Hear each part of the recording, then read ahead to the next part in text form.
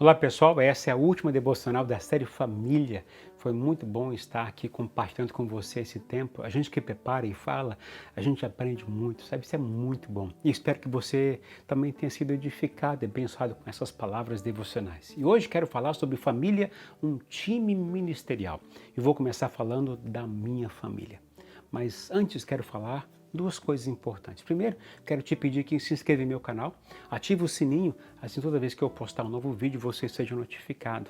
Lá no meu canal você vai encontrar vídeos sobre vida com Deus, sobre vida espiritual, sobre estudos devocionais de livros da Bíblia e muitas outras séries. Se inscreve lá, caso ainda não tenha inscrito. O segundo, quero divulgar aqui meus livros, que são de estudos devocionais.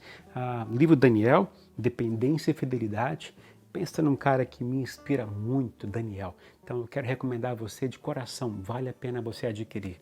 Livro de Efésios, Fé e Propósito. Também aqui tem princípios de vida, para a vida secular, para a vida familiar. E aqui Paulo fala muito sobre isso, eu quero dividir com você aqui. E também o último que eu lancei recentemente, Esther, Ousadia e Determinação. Aqui você dá para perceber a ação soberana de Deus em meio a grandes tempestades da vida. Você pode adquirir entrando no meu site, herbertjunker.com.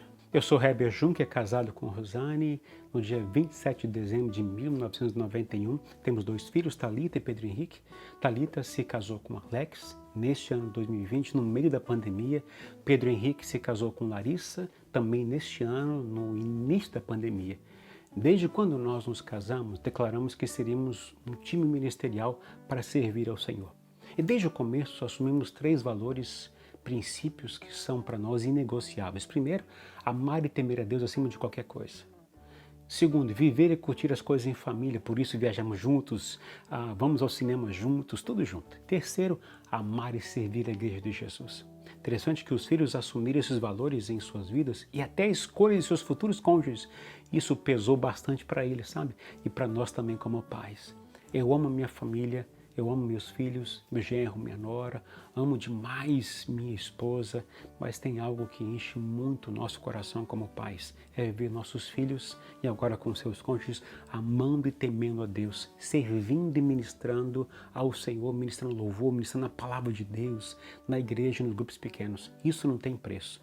Nós somos uma família, não somos uma família perfeita, com certeza. Temos muitos erros, mas posso te garantir, tudo começou quando decidimos ser uma família como um time ministerial.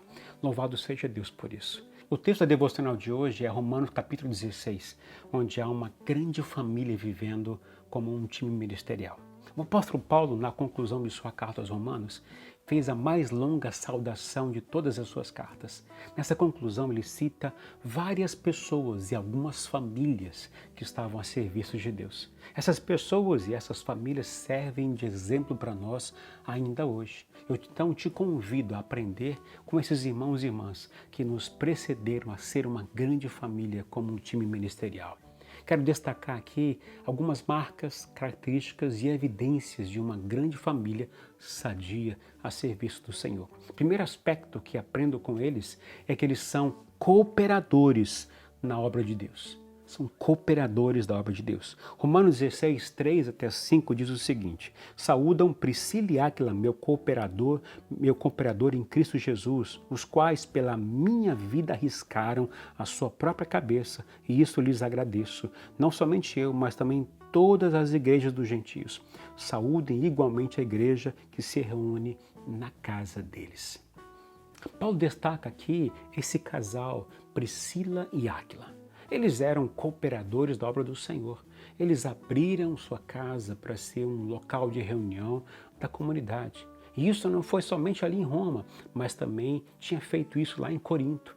Eles eram hospitaleiros e acolhedores, faziam da casa deles uma extensão da igreja e um porto seguro para as pessoas buscarem refúgio em Deus. Eles arriscaram suas próprias vidas para proteger Paulo, correndo o risco de sofrerem um martírio.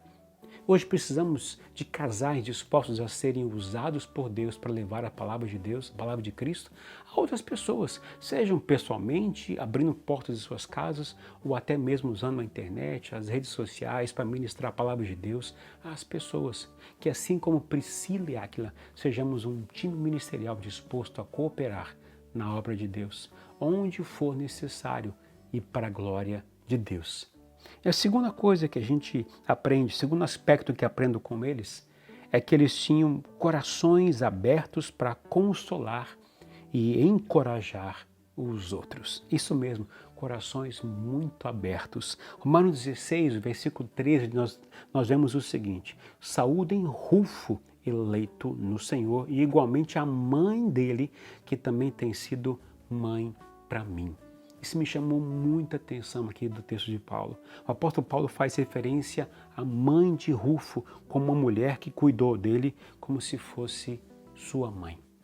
Essa mulher que recebe elogio nem tem o seu nome citado aqui na carta, mas certamente era conhecida no céu. Paulo revela com isso sua carência de alguém que cuidasse dela. Não sei por que Paulo não citou o nome dela, mas uma coisa eu tenho certeza, que há grandes nomes no reino de Deus que permanecerão incógnitos na terra e anônimos na história. Ela foi como uma mãe para o apóstolo Paulo e também deve ter sido uma âncora e uma força para ele, como também para muitos outros, para enfrentar as tempestades da vida. No verso 7, Paulo menciona seus parentes. Olha só que interessante. Saúdem Andrônico e Jônias, meus parentes e companheiros de prisão, os quais são bem conhecidos entre os apóstolos e estavam em Cristo antes de mim. Romanos 16, verso 7. Me chamou a atenção também o fato deles ser parentes de Paulo, mas não há nada que possa explicar mais sobre isso. Mas, de alguma forma, o que chama a atenção também mais ainda é que eles eram companheiros de prisão. Companheiro aqui significa aquele que come do mesmo pão, ou seja, eles deveriam ter dividido com Paulo o pão bolorento na prisão. Com isso, Paulo estava dizendo que eles eram homens que tinham vivido de forma radical o reino de Deus com ele. Devem ter enfrentado lutas, opressões, conflitos, dores, gemidos, ameaças, tudo junto com Paulo. Essas pessoas com seus testemunhos de vida nos encorajam a agir como pessoas acolhedoras, encorajadoras e companheiros de luta. Nesse tempo, que nossas palavras sejam medicina para quem precisa de cura, que nossos atos sejam de gestos para abençoarmos as pessoas e sustentarmos as pessoas na obra do Senhor e sustentar até os seus obreiros. O terceiro aspecto que aprendo com eles é que eles são o seguinte: mão aberta, são mãos abertas para trabalhar. O apóstolo Paulo cita várias pessoas em todo esse capítulo que foram seus cooperadores no trabalho de Deus. Gente que põe a mão no arado e não olha para trás. Famílias inteiras que abriram suas casas para ser porto seguro e permitir que a palavra de Deus fosse proclamada. Vou citar aqui algumas pessoas que Paulo destacou. Por exemplo, Febe serviu como diaconisa, Priscila e Áquila, Andrônito e Júnias, Assíncrito, Filijonte, Hermas, Pátrobas e Hermes. O verso 15 fala de Filólogo, Júlia, Nereu, a sua irmã e Olimpas. Todos foram cooperadores de Paulo na obra missionária. Maria, citada como a irmã que muito trabalhou pela igreja em Roma. Urbano era cooperador de Paulo em Corinto. Trifena e Trifosa trabalhavam no Senhor e Pérside muito trabalhou no Senhor. Enfim, pensa numa igreja, uma grande família vivendo como um grande time ministerial, trabalhando para o Senhor e para a sua obra. Era a igreja em Roma, um exemplo a ser seguido e imitado.